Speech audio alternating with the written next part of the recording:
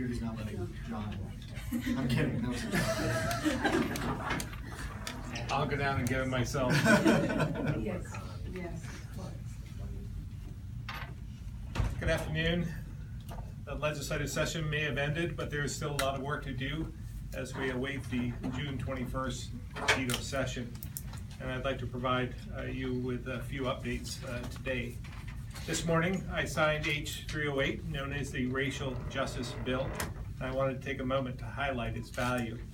The bill has three purposes.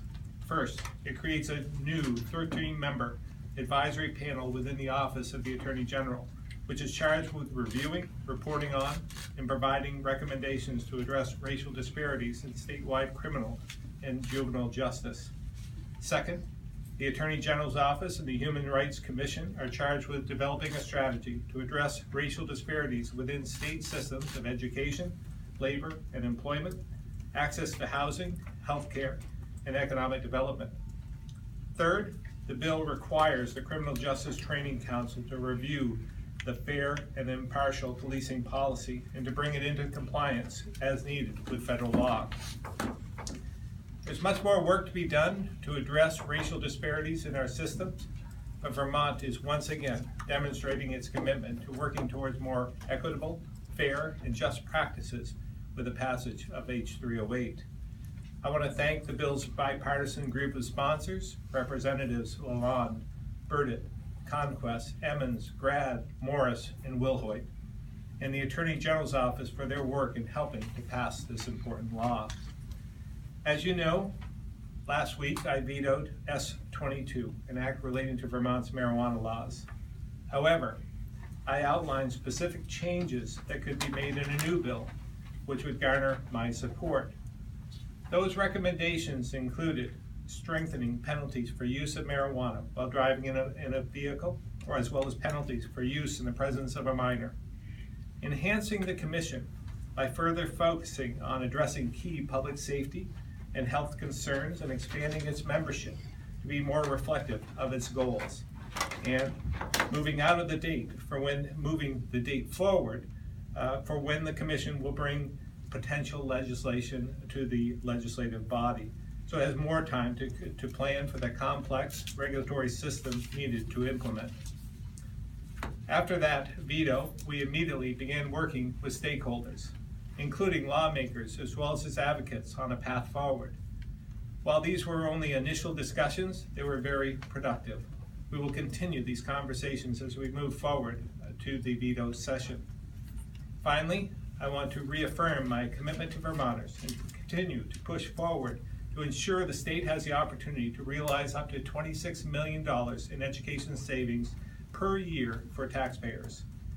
When I learned of this opportunity in February, soon after the Vermont School Boards Association presented to the House and Senate leaders, I felt it had a lot of merit in light of our financial situation and would bring lawmakers from all parties together to identify how to capture this once-in-a-lifetime savings opportunity.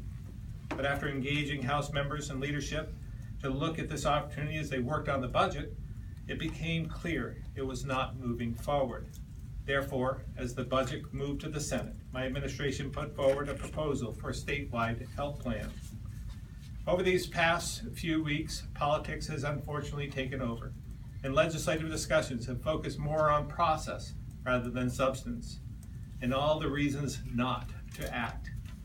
But I want to remind everyone what we're working for, why we must stop finding reasons to say no and start getting to yes.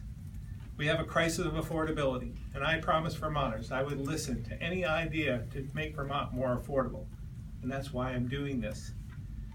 The change in school employee health plans presents a once-in-a-lifetime opportunity to make Vermont more affordable with up to $26 million in annual education savings. And we can do it without harming teachers or cutting programs. But we must have the tools in place to help school boards achieve these savings for taxpayers. And the legislature has not provided any policy mechanism to do so in the property tax yield bill. In fact, it uses rainy day funds, money which was in the education fund, to temporarily buy down residential property tax increases or rates. rather than using these savings available through this change in health plans for the long-term savings. This is not a fiscally responsible approach to this budget. Therefore, the budget will overpay school districts by $13 million this fiscal year. And that is why I will veto both the budget and the yield bills when they arrive on my desk. I know we can come to an agreement, and when we do, the budget and Vermont